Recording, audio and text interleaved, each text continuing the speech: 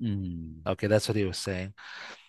And in my thinking, I said, maybe you should look at it a little differently. And I said, how come every time we discover something again that's still beyond our reach? Mm. Okay.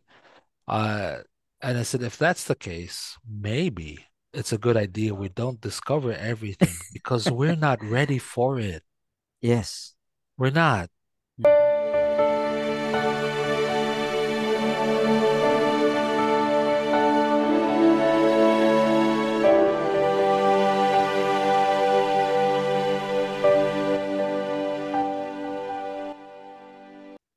Good day. Welcome to the Leader's Edge. And today is season 11, episode 8. And today is rather unique because today it'll be two hosts discussing the future of AI and its implications on our labor force and on our lives. And joining me today is none other than one of our favorite hosts, Oh, Paul Lazo. Hi, Paul. hey, Dino. Very Yeah. interesting conversation. Yeah, AI. I know. In Um, fact, the first thing that crosses my mind is, shouldn't we have somebody younger here? true. After all, most software engineers are millennials or Gen Z. People our age, okay, yeah, we start the ball rolling, like Bill Gates and Steve Jobs. But back in the day, they weren't really thinking about AI. They were thinking more about hardware and software. But now we're at the cusp of having artificial intelligence take over our lives, take over our jobs. So I'd like to toss to you a question, and we could just talk about it as two hosts who are painfully aware that human beings' behavior can be conditioned or undone by certain things. Like, let me let me throw this question to you, Paul. Assuming what everyone else has been warning us, including Elon Musk and all the other brainy guys, that when AI takes away most of our menial tasks, that it would free up humanity to pursue more sublime activities. Do you think that's really going to happen? That's a heavy question. Sorry. Ultimately, ultimately, I still believe in the overall, let's say, goodness of mankind. Mm, Uh, our sense of compassion, kindness, and love. Eventually, for me, that'll still be the end. mm, But it doesn't mean that the path will be easy, or maybe we'll have to do so, hopefully not go through any kind of conflagration of any kind that needs to raise everything back to zero. So mm, we are reminded of our humanity, if you want to say. mm. The bigger question that comes to mind is, yes, it will give us time, but what will we do with our time? Yeah, yeah. Are we going to do acts of compassion? Are we going to do acts of kindness? Or will we spend our time on social media trying to blast the other person out of the water? I don't get it. Okay. So yes, it will give us time, but my question is that Mm, what will we do with our time? mm. I'm with you because when you have a lot of time, and let's assume that you are financially independent and not have to worry about anything. Um, as you pointed out earlier, the Bible does talk about idle hands are the devil's workshop. And if we talk to any clinical psychologist, they're more likely to provide statistics that say uh, there's a higher number of suicides and suicide attempts from the more affluent side of society than from those who are trying to survive on a day-to-day basis. And not having anything to do could cause a spike, a dramatic spike in those things. Because even Solomon from the Bible said, the smartest dude in the book said that it's all useless. It's all useless at the end of his life. Imagine he did. helped create the world's biggest library at the time. Right. And for him to say it's all useless, that scares me. Right. Again, I don't want to sound religious or biblical or anything here, but I think it was Pope Francis, the latest Mm, Pope. mm, Or was it Pope John Paul II? I don't recall. But he said something very intelligent, that struck my attention. He said, work, when I talk about work, I'm talking about physical work, mm, the kind that gives you sweat and all that kind of stuff. Work gives you dignity. And I thought about it because, yeah, I know a lot of people who have no work, and I wonder what happened to their dignity. They're mm, wealthy, but they have no work. Okay, how do they come across? mm, Okay, so, uh, and going even back to Solomon's times, personally, I think, and you can ask any, how would you say, uh,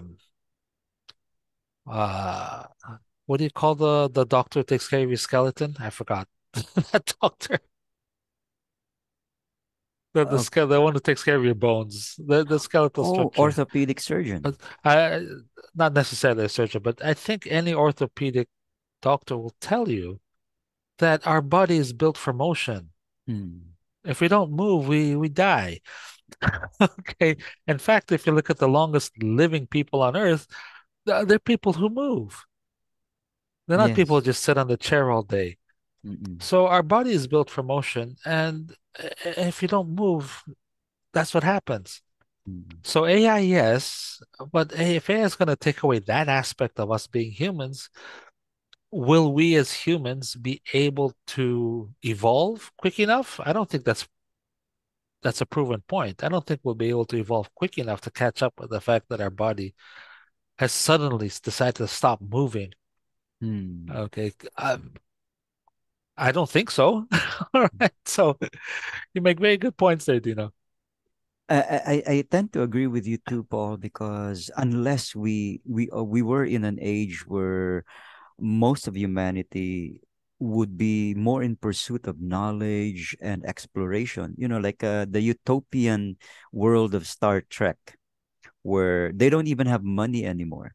Right. Uh, it's not about the acquisition of wealth, but the acquisition of knowledge. And that's why to explore strange new worlds, to seek out new life, new civilizations. But we're not there yet. I mean, we're still trying to get to Mars for crying out loud.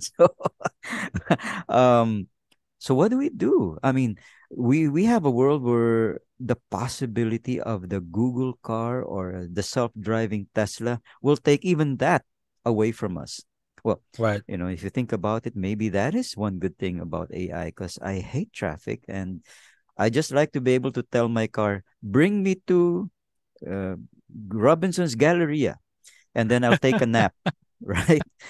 And then when I get there, park yourself. And then he takes care of that too.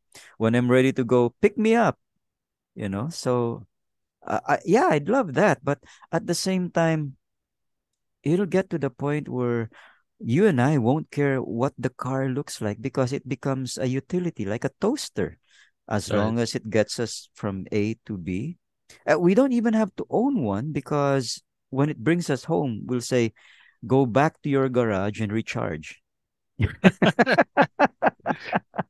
The thing about AI is, please, I mean, anybody who's watching this, we're not against it. I mean, I'm all for it in so many ways. It can Yeah. do a lot of things for us in the field of medicine, the amount of maybe the number of people it can save Hmm. simply because there's much better technology. That's all there. And it's definitely something that I wouldn't want to stop or to block. Hmm. But as humans, we have to understand a little better what's happening to us. Mm-mm. And it is a challenge. Okay.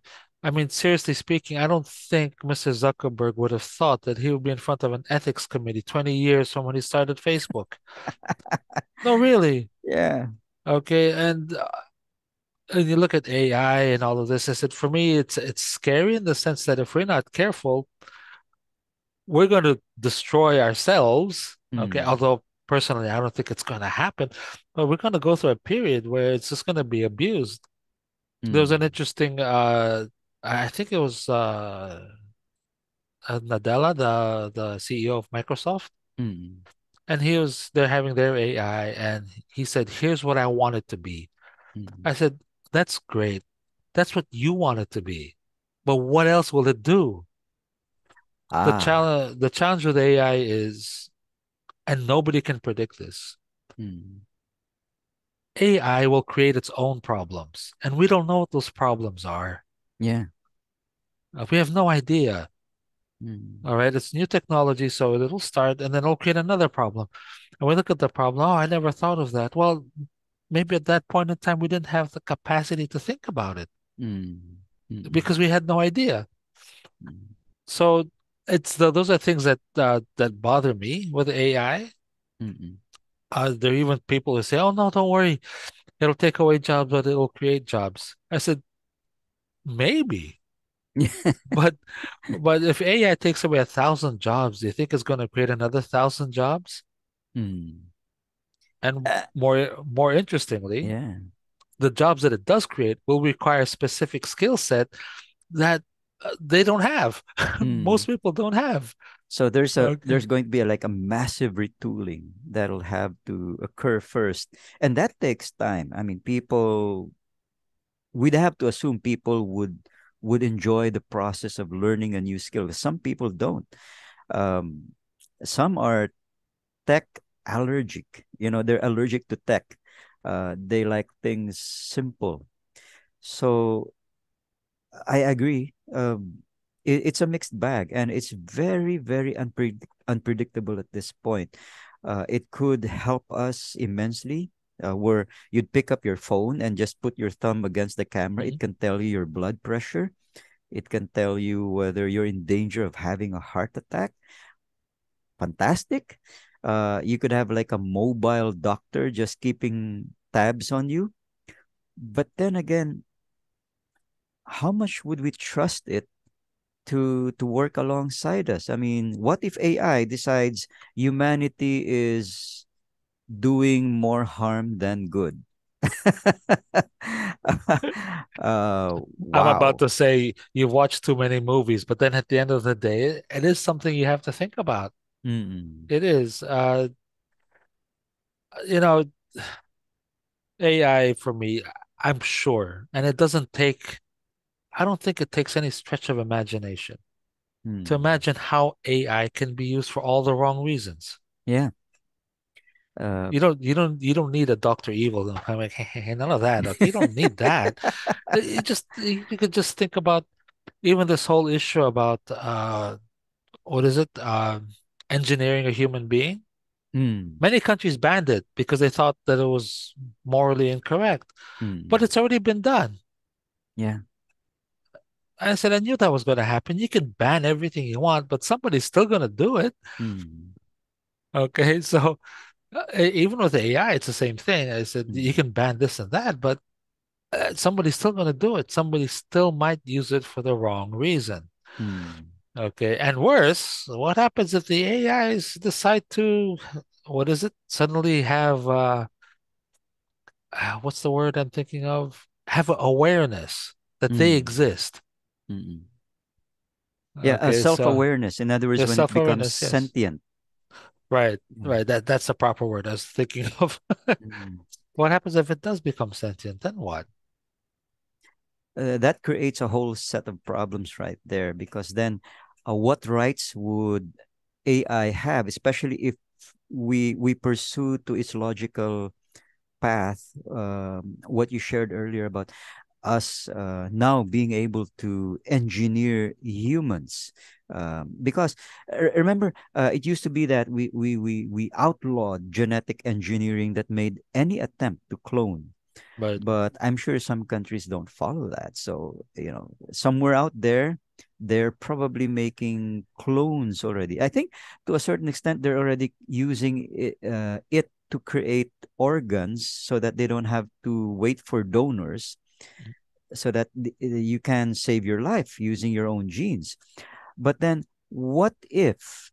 we have a person, a cloned person imbued with AI and becomes self-aware, what rights does that person have? That's a moral dilemma right there, because a couple who can't have children decide they want to have an AI child. So then it does well in schools. Would it have rights to own property, to vote? Um, what if it were engineered to live forever? That would create its own problems as well. Because when you look at technology, the question we often need to ask is, just because we can do a thing doesn't mean we should. And I'm quoting Spock there. Yeah, Uh, you're right. I do watch a lot of movies. But, when you think about, we also have 3D printers now. So people can, in fact, create their own firearms in their own backyard using 3D printing. um, what else? Apart from CRISPR, 3D printing, there are so many technologies now that allow us to explore possibilities, and each one of them are a potential Pandora's box. It can go either way, for good or for bad. the that Pandora's box is how old is that story?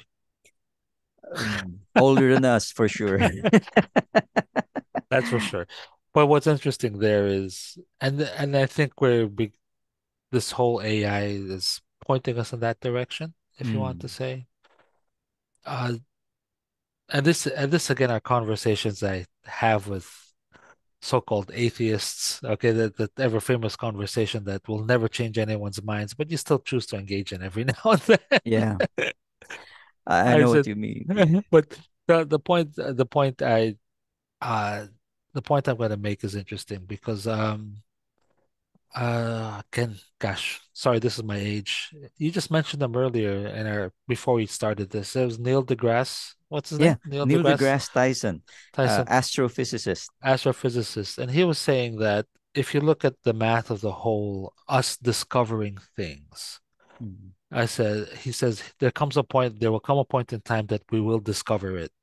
mm, Okay, that's what he was saying. And in my thinking, I said, maybe you should look at it a little differently. And I said, how come every time we discover something again that's still beyond our reach? mm. Okay.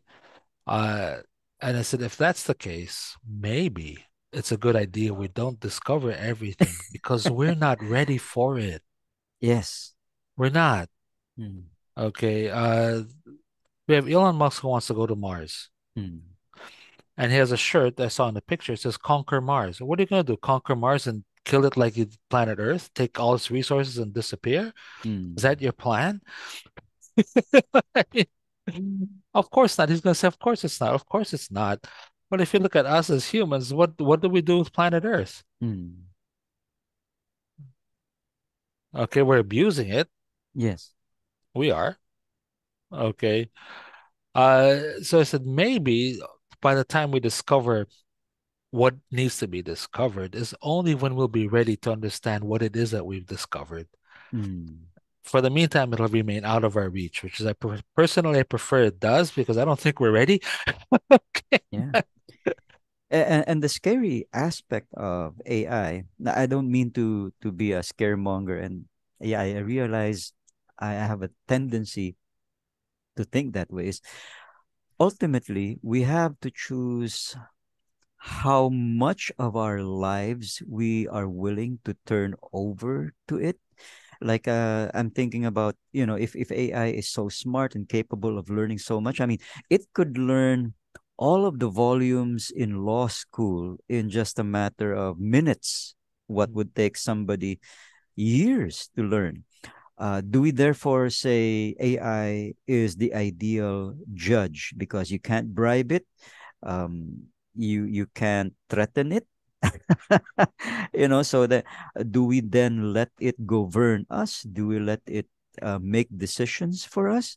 And maybe to a certain extent, yes, because it might help manage the planet better.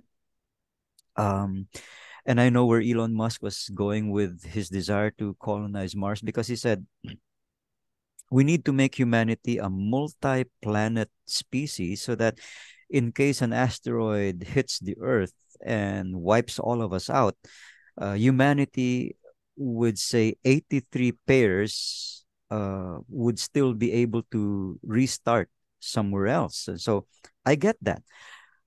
But at the same time, I'd like to say, Elon, wouldn't it be simpler to let AI take charge of asteroid watching? In other words, there are so many out there, and we don't know the orbits of all of those. Could we put AI, at least a part of it, to just watch for planet killers, and then give it the capacity to respond faster? Because if we rely on our politicians to get together, agree on a course of action, it may be too late. Asteroids too close already. So to a certain point, uh, it becomes then a question of how much autonomy or how much power do we actually give AI over our lives? And a second question is, um, can we control its ability to take power for itself? I mean, you know, once it controls everything, like the utilities, and it could switch off your car if it's an electric car in the middle Right. of nowhere.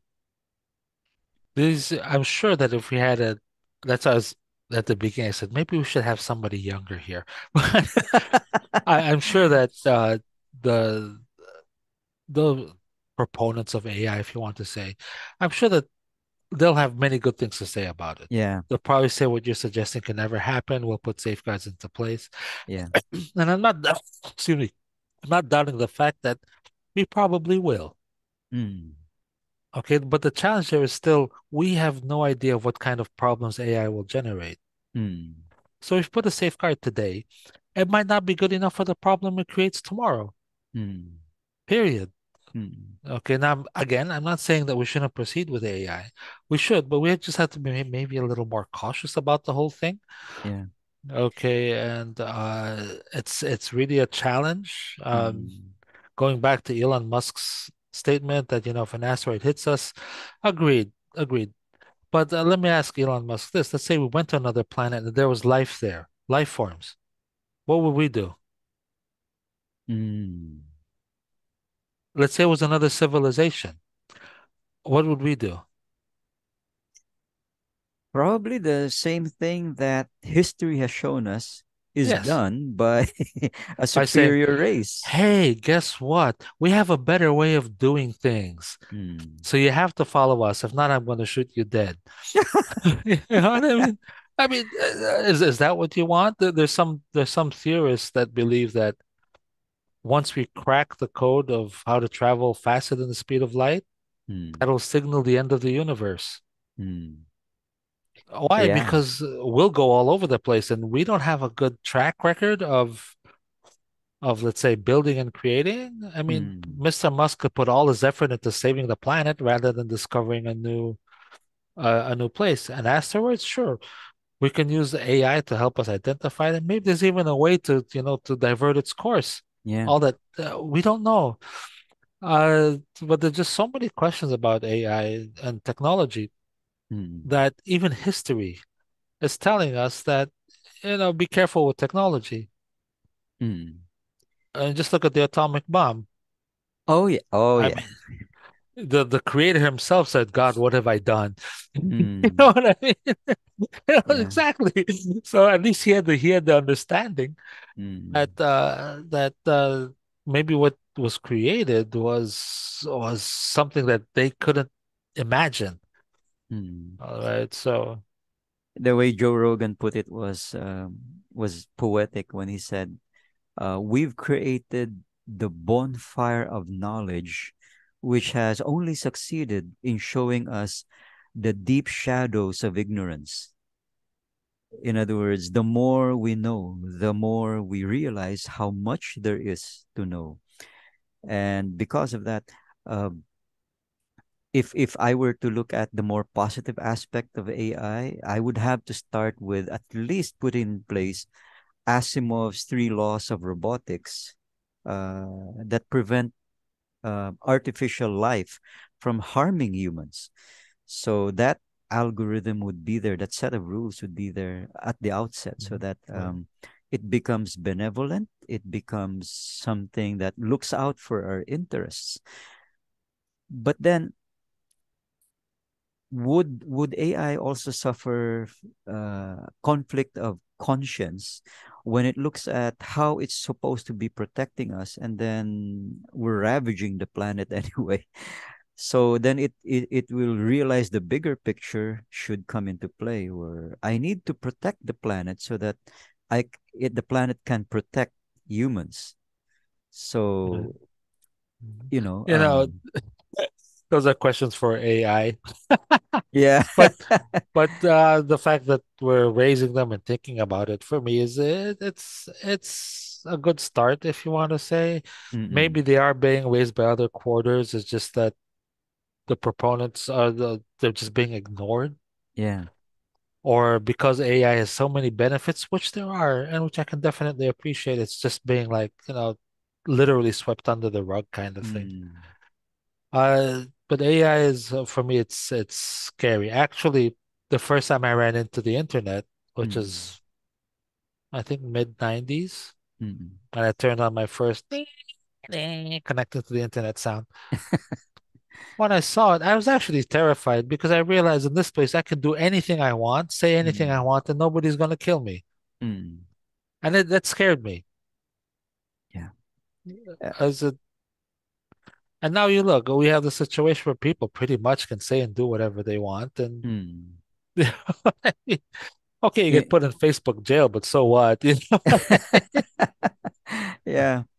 Uh, on the other hand, I'm also thinking about some of the more localized implications of AI. Like, what if AI uh, took over consulting and training, for example, where you have a very human sounding voice and an algorithm that emulates the thought processes and mindset of an educator, a teacher. So, where would people like us be? Um, they become online professors, online teachers of pretty much any skill set that we want. So then our value would be firmly fixed in doing live training, because AI could take over all of the online stuff. It's gotten to the point now where there's software that can replicate how people look and sound. So Mhm. you could be talking to Einstein, his consciousness from years past, as though he were alive and talking directly to you. But that's AI, not really Right. Einstein. Um, so to me, it means that we would have to retool as well. What would we be teaching? Well, it's already happening actually. Maybe not AI, not as thoroughly as you're suggesting, Mm-mm. but it's already happening. Before this whole COVID and everything, and these are just me thinking. Much of the training was done face to face. Mm. It was, and there was a definite value in face to Mm. face training. I'm not saying it's going to be not valuable anymore. Mm. And the challenge is the better face to face trainers, I think, were relying a lot on their own personal charisma, if you want to say, Mm. to come across as effective trainers, which is fair, which you should do. Mm. But as you slowly shift it to, let's say, a virtual environment, Mm. okay, that no longer counts. Yeah. Now, it doesn't mean that you've become suddenly useless. You have to retool. Mm. because now it's not your charisma that's going to get you there. Maybe it's your ability to develop content, or maybe it's your ability to make the content relevant in such a way that it makes sense to a person, even though you're not there. Mm. There's so many things there. There's gamification, all kinds of things that you have to be able to learn how to use better or more effectively, and not Mm. in a face-to-face setting, in a Mm. virtual setting. Mm. Even this whole virtual setting business is already something that, some of us either have to struggle, or it's something that all of us are still learning. There's always Yeah. something new, a new technology that comes up that you can use. And typically, of course, there's so many things out there, you get confused, you don't know which one. Okay. These are all Mm. things, but these are skill sets that we have to figure out and learn. Mm. That's the way we retool as trainers. Because from a business end, if I'm the business, okay, training typically in a large organization, more than 50% of their budget is dedicated to moving people around. Mm. Hey guys, let's go train in Cebu. Okay, so you have to move 50 people there or 100 people there, put them into a hotel, Mm. and then you hire the trainer. Now the trainer, like let's say you and I, we go there for let's say 4 days. We run two back-to-back sessions, for example, and our cost is X. I can Mm. assure you the amount of money that company spent to move 100 people there is more. Yeah. Okay, it is, period. Mm. Okay. So if you look at that and we go to the virtue, you take all of that cost away. It's a huge chunk from the point of the organization. It's a big Mm. amount of money. But then you say we're more effective. Mm. Agreed. Can you prove that with an ROI? Ah, Question. level four. Yeah. Okay. Mm. And again, this is where technology is better at doing it, Mm. because Mm. it's easier to prove an Mm. ROI if you have an online course. Yeah. It's easier because I could say, Dino took the test. It took him 2 minutes to complete this question. After the test, I can assure you that he has this skill set Mm. and he's demonstrated it like this. There's your ROI. Yeah. And if an organization sends enough of its people, uh, the portal that their people went to may even have analytics that sends them stats in real time. Yeah, So yeah, they'd exactly. see it. Right, Mm. right. And I think, and then this is more in the corporate setting kind of thing. Mm. Much of the knowledge is literally you need it when you need it, not go to the training. Yeah. Yeah. Okay. Oh gosh, I'm having a difficult conversation. Oh, but I can review a 2-minute course here that I can do, and then I go do my difficult conversation rather Mm. than trying to recall what Dino and Paul told you 2 weeks ago. Mm. You know what I mean? So, okay, True. if True. you think about it that way, but at that point, our skill set now is learning how to develop those courses, figure all of that out. It's not Mm. it's not our charisma anymore, if you want to say. It's Mm. more of a skill set that has to be learned. Yeah, and the demands are that we are able to help our learners learn it in a shorter amount of Of time. course. Yep. Because the time is money, Yep. literally. I remember when I was discussing the true cost of training with my students in Benildes. Uh, we all think about the cost of it as simply Mhm. the fee, the professional fee of the trainer, the food for the Right. participants, but it's way more than that. It's Mhm. the individual salaries of the people who are in your classroom, and if they're Right. managers, they're per hour, which is still being paid. They're not on vacation. Right. Add that to the cost, and of course transportation, accommodation. So the true cost could be way bigger than Right. we realize. Mm. But the thing with AI is there will always be a value for Mm-mm. having, let's say, a charismatic person speaking. But if AI can replicate that, what happens? Oh boy. Uh, Oh my god. Oh, you mean Siri with personality, oh, or yes. A Siri or you can't resist. yeah. Oh my goodness. But again, you can imagine that happening. You can. Yes. Based on Mm. what you're seeing now, you can imagine that happening. Okay, it Yeah, doesn't. because it's capable of learning. So if it studies millions of hours of videos of the finest trainers on the planet. Yep. It can figure out how to do training better. It could be the next Tim Robbins or the next who's the author of the Seven Habits? Kofi. Yeah, Stephen Covey. It could be the next Yeah. Stephen Covey. That would never grow old. Oh my. So moving forward, I would say that neither Paul nor I are necessarily trying to paint a bleak picture of the future of AI. I think what we're really trying to say is we need to proceed cautiously and to really look at the implications of what AI can deliver and what it shouldn't deliver so that a better future for humanity would be possible.